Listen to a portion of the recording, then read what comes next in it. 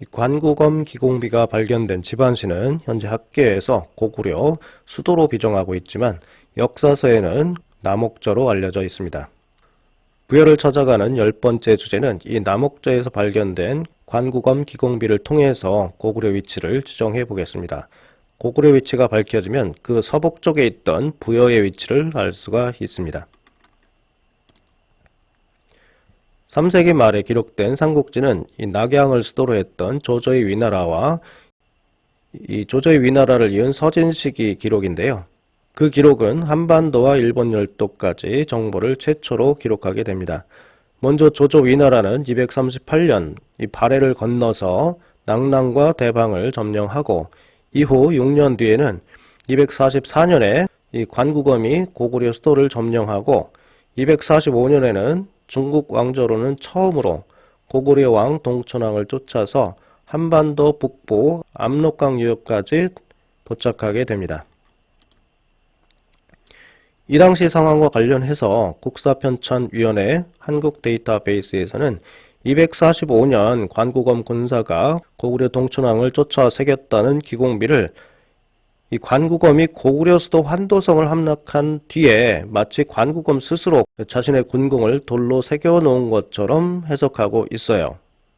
근데 이는 정말 큰 오류입니다. 이 관구검 기공비는 고구려 수도 환도성에 새긴 것이 아니라 위나라 군사와 동천왕이 대치하고 있던 고구려 최변방, 즉 집안시 판성령에 새겼던 것입니다. 이는 고구려 수도로 알려진 집안시, 즉 이 관구검 기공비가 발견된 집안시가 고구려 수도 환도성이 아니라 환도성에서 아주 멀리 이 동쪽으로 떨어져 있는 고구려 최전방이라는 사실을 말하고 있습니다. 이 관구검 기공비는 북사 양서에 보면은 관구검이 보낸 왕기 부대가 숙신 남부, 즉 삼국사기의 남옥저까지 동천왕을 쫓아가서 그곳에서 새긴 것으로 기록되어 있어요. 이 둘의 차이는 매우 중요합니다. 즉 우리 학계에서 이 관구검 기공비가 발견된 집안시를 고구려 수도로 비정하고 있는 것과 이 관구검군이 고구려 왕을 쫓아가서 고구려 최전방에 남긴 관구검 기공비가 발견된 곳이 집안시, 즉 고구려 수도와는 전혀 관계가 없는 지역이라는 것. 이 두 해석 간의 차이는 한국 역사에서 매우 중요한 의미를 담고 있습니다. 남옥저, 숙신 남부에 군공비가 있다면 그곳은 고구려와 멀리 떨어진 고구려 변방에 군공비가 있었다는 얘기입니다. 즉 현재 군공비가 발견된 집안시가 고구려 수도가 아니라 고구려에서 멀리 떨어진 아주 먼 변방이 바로 집안시였다는 얘기입니다. 우리 학계에서 고구려 집안시를 고구려 수도로 비정한 것이 아주 잘못되어 있다는 사실을 증명하는 매우 중요한 내용이라고 볼 수 있습니다. 당시 중국의 상황을 좀 더 살펴보면은 2세기 말 공손씨가 요동을 차지한 뒤로 중국은 낙랑, 대방, 고구려 등과 관계가 단절됩니다. 그래서 그 소식을 알지 못했어요. 그러다가 238년 조조의 위나라가 요동에 공손년을 죽이고 바다, 즉 내륙해였던 발해를 건너서 낙랑군과 대방군을 점령합니다. 여기죠. 그 뒤로 고구려가 242년 위나라 서안평을 먼저 공격을 합니다.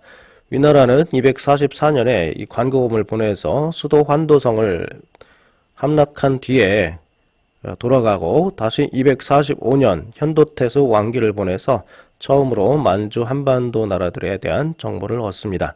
이후 위나라는 한반도 주변 국가들의 법과 풍습, 크기, 국호 등의 정보를 알게 된 것이죠.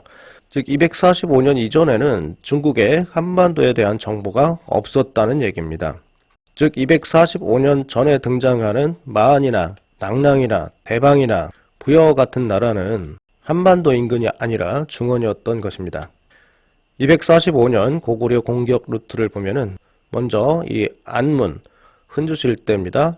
여기에 있었던 오한을 거쳐서 고구려 수도 골도를 점령하고 계속해서 동천왕을 쫓아서 이 동옥저를 거쳐서 이 현재 요하유역이 고대에는 바다와 같은 지역이었습니다.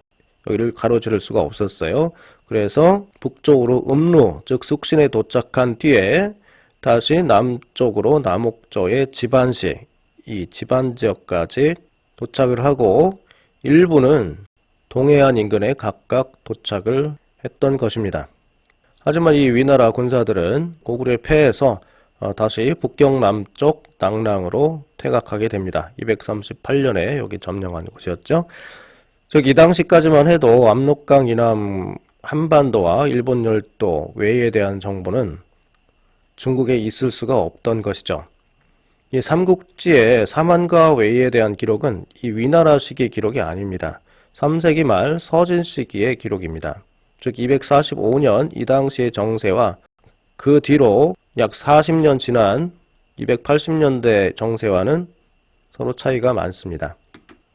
이 삼국지 기록에 245년 왕기가 중국인으로서는 최초로 만주 압록강 유역까지 왔을 때 기록들을 좀 더 살펴보겠습니다. 먼저 삼국사기에는 246년, 중국에는 245년으로 기록되어 있는데요. 왕기가 사실 직접 온 게 아니라 왕계 군사들이 이 동천왕을 쫓아서 최종 도착한 곳이 남옥저, 즉 중령 인근이었습니다. 고구려 동천왕은 이 중령 일대에서 위나라와 대치했던 것입니다. 그곳이 바로 관국원 기공비로 알려진 이 군공비가 발견된 현 지반시 서북쪽의 판성령이라는 곳입니다. 즉 압록강 지반시, 압록강 중에 지반시 서북쪽에 이 산맥이 있는데요. 거기에 판성령이고 거기에서 이 동천왕과 왕기가 보낸 위나라 병사들과 대치했고 거기에 위나라 군사들이 군공비를 새긴 것입니다. 이렇게 중령에서 대치하고 있을 때 고구려는 미루와 유유 장군 두 장군의 헌신으로 간신히 위나라를 물리치게 되는데요. 그때 위나라는 238년 점령했던 고구려 남쪽 낙랑을 거쳐 퇴각하게 됩니다. 우리 학자들은 당시 위나라가 퇴각할 때 거쳤던 낙랑을 현재 평양으로 생각하고 있는데요. 이는 말이 안 됩니다. 즉 지반시보다 더 남쪽에 낙랑이 있었다고 학계에서는 비정하고 있죠. 그런데 위나라로 가려면 서쪽으로 가야 됩니다.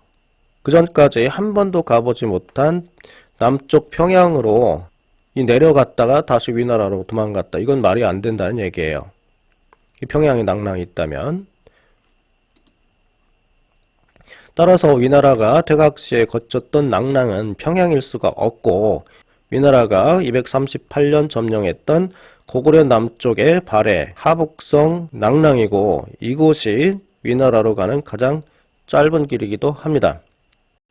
이 공격은 이렇게 했지만은 퇴각할 때는 신속하게 가기 위해서 아마 지름길로 간 것 같아요. 즉 고구려 남부를 거쳐서 이 낙랑을 통해서 이렇게 퇴각을 했던 겁니다.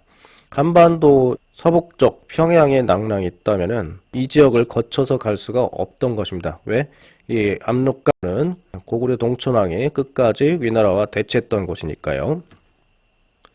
삼국지, 삼국사기의 이 기록과 관련된 또 다른 중국 사서들을 살펴보면 다음과 같이 기록되어 있습니다. 이 북서와 양서에 당시 기록이 있는데요. 내용은 거의 같습니다. 북사 내용을 보면은 242년 고구려가 환도성을 함락당한 뒤에 245년에 관구검이 침입할 때 현도태소 왕기가 이를 추격했는데 옥저 땅 천리를 지나서 숙신, 즉 음루의 남쪽에 이르러서 돌을 깎아서 공을 기록했다고 나옵니다.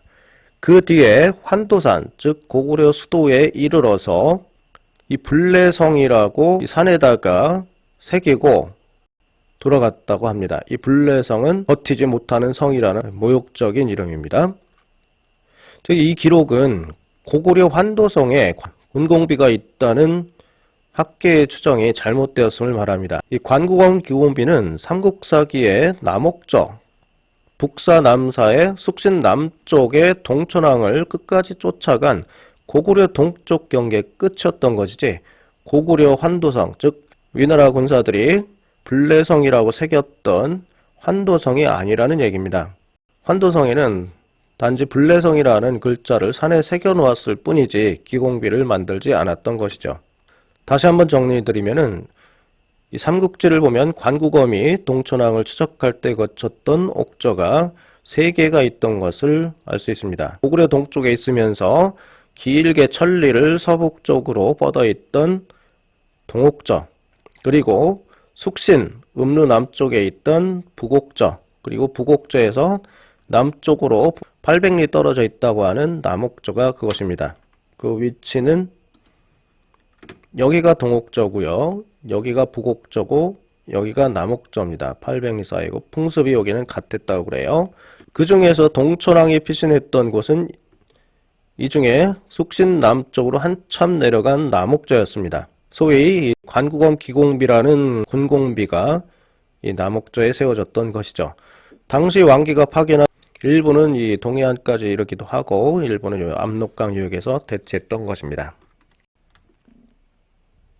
245년 한반도 북부 즉 압록강 유역에 대한 정보를 얻은 위나라는 그 다음 246년에 다음 해에 북경 인근의 낙랑군 대방군을 동원해서 한반도 북부를 공격합니다. 이를 통해서 이제 고구려 세력을 남쪽에서 견제하고자 한 것이죠. 이 한반도 북부가 낙랑령, 대방령 이 군이 됩니다. 247년에. 그래서 이 후대에 낙랑이 어디였나에 대한 혼란이 크게 일어나는데요. 이 사건으로 말미암아 평양이 고조선 수도 낙랑이 되는 커다란 오류가 현재 정설로 굳게 들어서게 됩니다. 그와 관련해서는 다음 장에 좀 더 자세히 설명드리겠습니다. 이렇게 고구려 수도가 압록강 지반시가 아니라 이 북경시 북쪽에 있었다는 사실은 고구려 서북 쪽에 있었던 부여 역시 고구려가 여기 있었다면은 이 고구려 서북 쪽에 길게 있던 이 부여 역시 이 산서성 일대였던 것을 우리가 짐작할 수 있는 것입니다.